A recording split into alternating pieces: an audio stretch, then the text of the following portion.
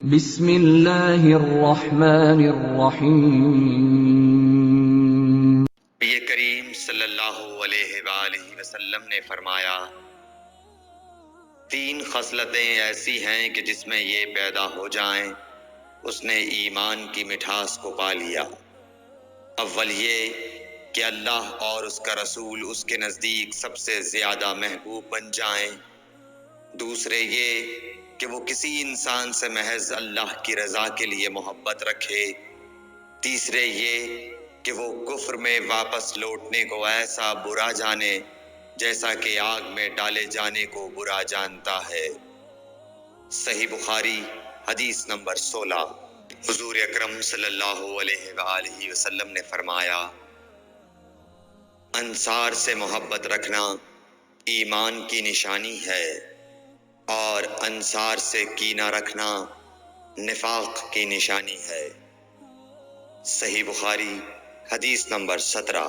رسول اللہ صلی اللہ علیہ وسلم نے اس وقت جب آپ کے گرد صحابہ کی ایک جماعت بیٹھی ہوئی تھی فرمایا کہ مجھ سے بیعت کرو اس بات پر کہ اللہ کے ساتھ کسی کو شریک نہ کرو گے، چوری نہ کرو گے، زنا نہ کرو گے، اپنی اولاد کو قتل نہ کرو گے اور ناآمدن کسی پر کوئی ناحق بہتان باندھو گے، اور کسی بھی اچھی بات میں اللہ کی نافرمانی نہ کرو گے۔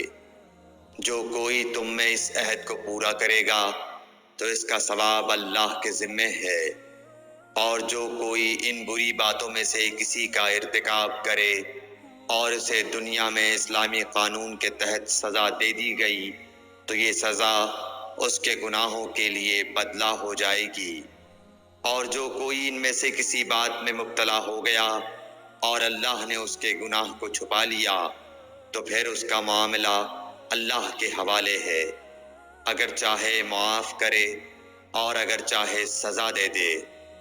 عبادہ کہتے ہیں کہ پھر ہم سب نے ان سب باتوں پر آپ صلی اللہ علیہ وسلم سے بیعت کر لی۔ صحیح بخاری حدیث نمبر 18۔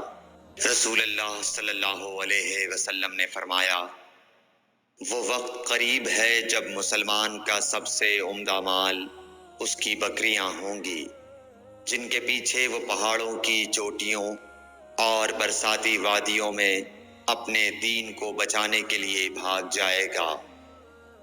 صحیح بخاری حدیث نمبر 19۔ رسول اللہ صلی اللہ علیہ وسلم کسی کام کا حکم دیتے تو ایسا ہی کام ہوتا جس کے کرنے کی لوگوں میں طاقت ہوتی۔ اس پر صحابہ کرام نے عرض کیا کہ یا رسول اللہ، ہم لوگ تو آپ جیسے نہیں ہیں، آپ تو معصوم ہیں اور آپ کی اللہ پاک نے اگلی پچھلی سب لغزشیں معاف فرما دی ہیں، اس لیے ہمیں اپنے سے کچھ زیادہ عبادت کرنے کا حکم فرمائیے۔ یہ سن کر آپ ناراض ہوئے، حتیٰ کہ خفگی آپ کے چہرہ مبارک سے ظاہر ہونے لگی۔ پھر فرمایا کہ بے شک میں تم سب سے زیادہ اللہ سے ڈرتا ہوں اور تم سب سے زیادہ اسے جانتا ہوں، پس تم مجھ سے بڑھ کر عبادت نہیں کر سکتے۔ صحیح بخاری حدیث نمبر 20۔ حضور اکرم صلی اللہ علیہ وآلہ وسلم نے ارشاد فرمایا، جس شخص میں یہ تین باتیں ہوں گی وہ ایمان کا مزہ پالے گا۔ ایک یہ کہ وہ شخص جسے اللہ اور اس کا رسول ان کے ماں سوا سے زیادہ عزیز ہوں، اور دوسرے یہ کہ جو کسی بندے سے محض اللہ ہی کے لیے محبت کرے، اور تیسری بات یہ کہ جسے اللہ نے کفر سے نجات دی ہو پھر دوبارہ کفر اختیار کرنے کو وہ ایسا برا سمجھے جیسا آگ میں گر جانے کو برا جانتا ہے۔ صحیح بخاری حدیث نمبر 21۔ حضرت محمد مصطفیٰ صلی اللہ علیہ وآلہ وسلم نے فرمایا، جب جنتی جنت میں اور دوزخی دوزخ میں داخل ہو جائیں گے، اللہ پاک فرمائے گا جس کے دل میں رائی کے دانے کے برابر بھی ایمان ہو اس کو بھی دوزخ سے نکال لو۔ تب ایسے لوگ دوزخ سے نکال لیے جائیں گے اور وہ جل کر کوئلے کی طرح سیاہ ہو چکے ہوں گے۔ پھر زندگی کی نہر میں یا بارش کے پانی میں ڈالے جائیں گے۔ اس وقت وہ دانے کی طرح اگائیں گے، جس طرح ندی کے کنارے دانے اگاتے ہیں۔ کیا تم نے نہیں دیکھا کہ دانہ زردی مائل پیچ در پیچ نکلتا ہے؟ صحیح بخاری حدیث نمبر 22۔ حضور اکرم صلی اللہ علیہ وآلہ وسلم نے فرمایا، میں ایک وقت سو رہا تھا، میں نے خواب میں دیکھا کہ لوگ میرے سامنے پیش کیے جا رہے ہیں اور وہ کرتے پہنے ہوئے ہیں۔ کسی کا کرتا سینے تک ہے اور کسی کا اس سے نیچا ہے۔ پھر میرے سامنے عمر بن خطاب لائے گئے۔